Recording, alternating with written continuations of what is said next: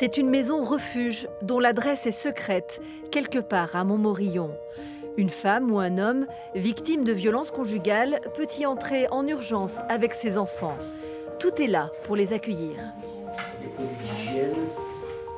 Un projet de la mairie né après 2 drames, 2 féminicides en 2018 et 2020. On s'est dit il faut faire quelque chose pour mettre à l'abri les personnes en difficulté. Et donc on a réhabilité ce logement, on l'a sécurisé pour accueillir justement des familles en difficulté de violences intrafamiliales. Cette maison est ouverte depuis juin 2022, mais jusqu'à présent, seule une femme et ses enfants l'ont utilisée pour quelques jours. Le premier pas est toujours difficile. C'est difficile de prendre la décision de partir. En moyenne, sur une étude de 2022 là, qui est sortie récemment, il y a en moyenne 7 allers-retours entre le moment où la personne décide de partir. 7 allers-retours entre le domicile ou une mise à l'abri. Donc ça reste très très complexe.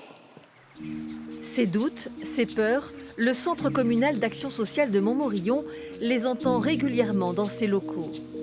Cette jeune femme, que nous appellerons Louise, a elle aussi trouvé une oreille attentive à son histoire. Les enfants, ça va? Non. C'est toujours aussi, Ouais, c'est toujours aussi compliqué. D'accord. Louise a vécu de nombreuses années aux côtés d'un conjoint violent.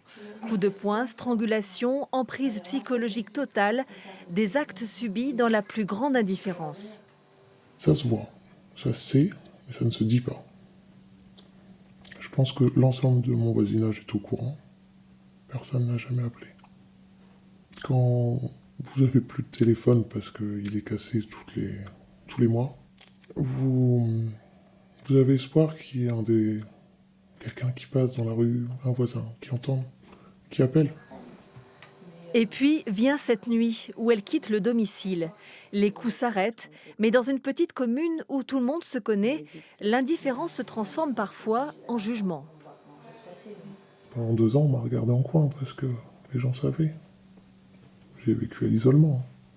C'est moi qui me cachais, c'est moi qui avais honte alors que c'est pas moi qui aurais dû avoir honte.